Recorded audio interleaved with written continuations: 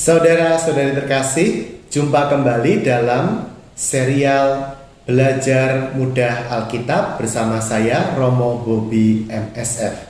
Hari ini kita akan melanjutkan belajar kita mengenai Injil Lukas.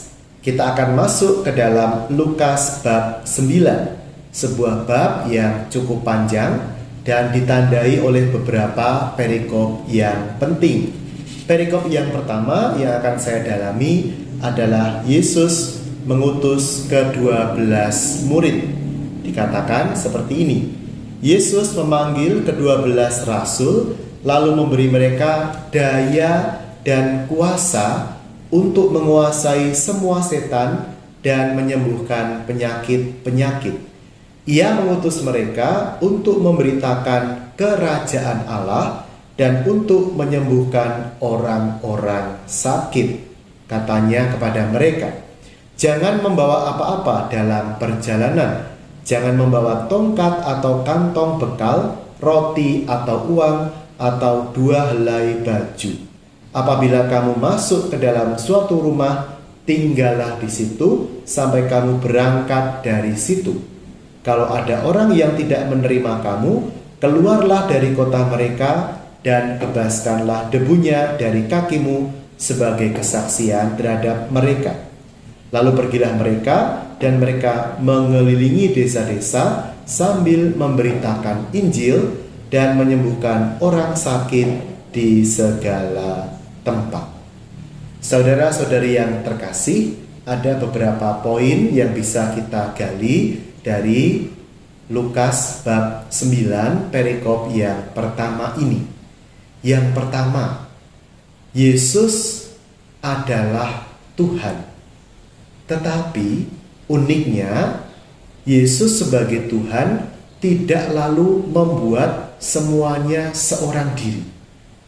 Yesus justru melibatkan semakin banyak orang untuk terlibat dalam pewartaan kerajaan Allah.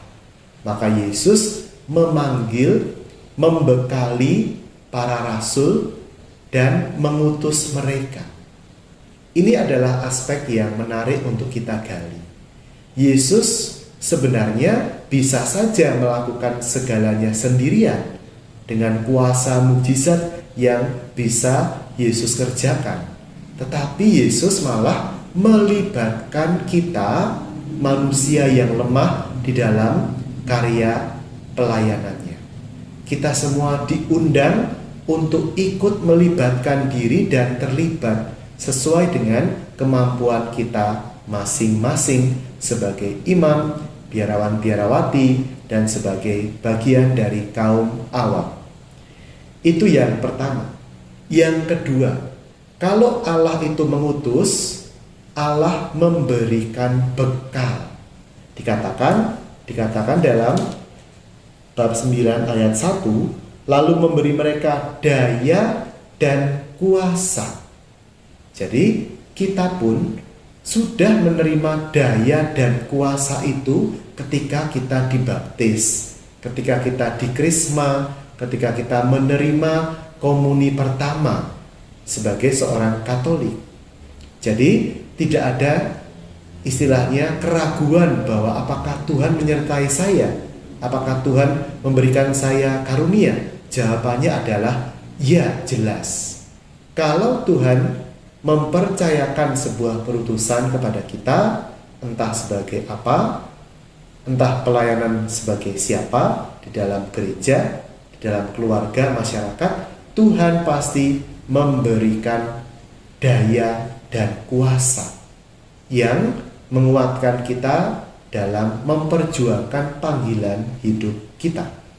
Lalu poin yang ketiga, poin yang terakhir yang mau saya tegaskan ialah bahwa kita diajak untuk bersandar, untuk mengandalkan kekuatan Tuhan semata.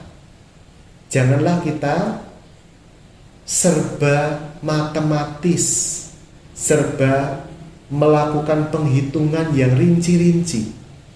Gereja memang dalam arti tertentu adalah sebuah lembaga. Tetapi ingat, gereja ini adalah lembaga rohani yang berpaut, bersandar kepada kuat kuasa Tuhan, bukan hanya bersandar kepada sumber daya ekonomi atau kepada rancangan-rancangan manusiawi.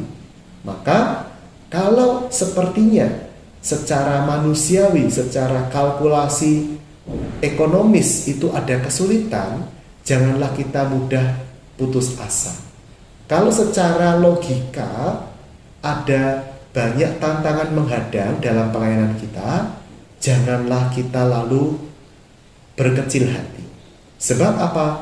Pelayanan ini bukan sebuah proyek yang harus dirancang dengan rinci. Ya, kalau zaman sekarang orang membaca sabda Yesus ini, orang akan mengatakan ini aneh. Orang melakukan perjalanan kan harus punya bekal, ya kan?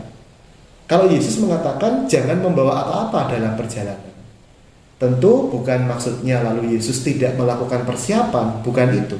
Tetapi bahwa karya bersama Tuhan itu bukan karya yang harus selalu dengan rincian yang matematis, yang ekonomis, yang harus logis dan sebagainya. Karena rahmat Tuhan jauh lebih besar daripada perencanaan manusia. Mari kita dalami Alkitab kita yang penuh dengan inspirasi kehidupan itu. Tuhan menyertai kita dan nantikan pembahasan dari bab-bab berikutnya dalam Alkitab kita.